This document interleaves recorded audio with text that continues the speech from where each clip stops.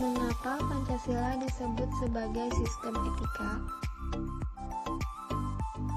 Pancasila merupakan way of life bagi bangsa Indonesia, juga merupakan pemikiran yang disusun untuk memberikan tuntunan atau panduan untuk bertingkah laku.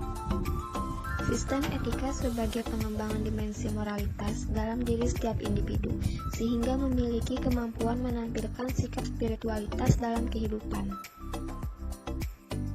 Pengertian etika, etos, tempat tinggal yang biasa, padang rumput, kandang, kebiasaan, adat, watak, perasaan, sikap, dan cara berpikir.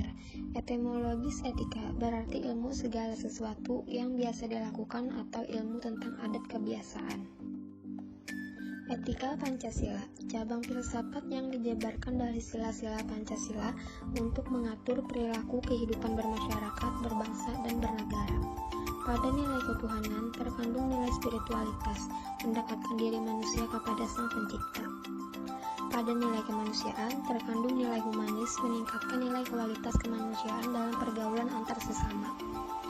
Pada sila persatuan terkandung solidaritas, rasa kebersamaan, dan cinta tanah air.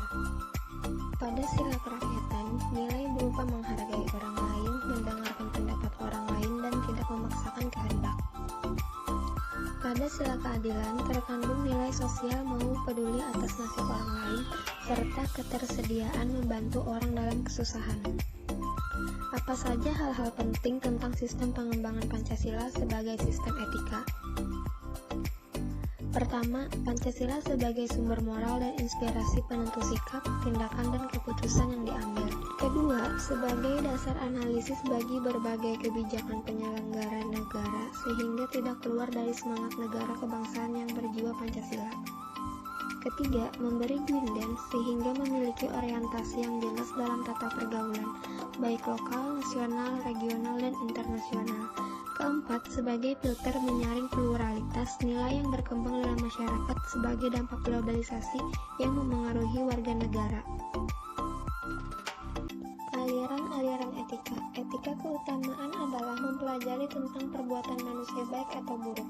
Etika teologis adalah teori yang menyatakan bahwa hasil dari tindakan moral menentukan nilai tindakan atau kebenaran tindakan dan dilawankan dengan kewajiban. Etika deontologis adalah teori etis yang bersangkutan dengan kewajiban moral sebagai hal yang benar dan bukannya membicarakan tujuan atau akibat.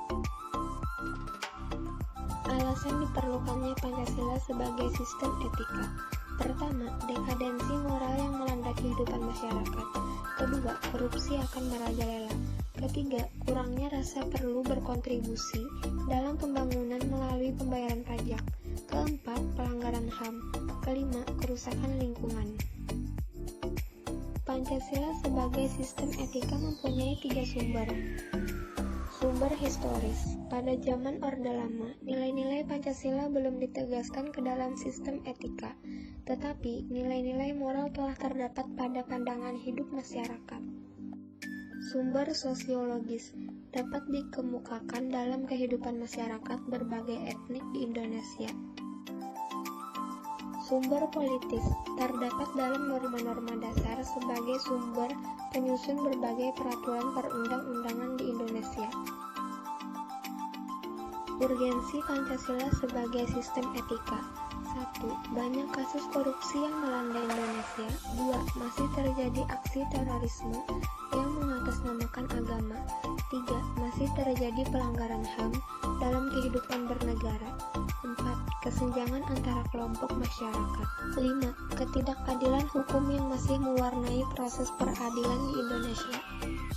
6. Banyak orang kaya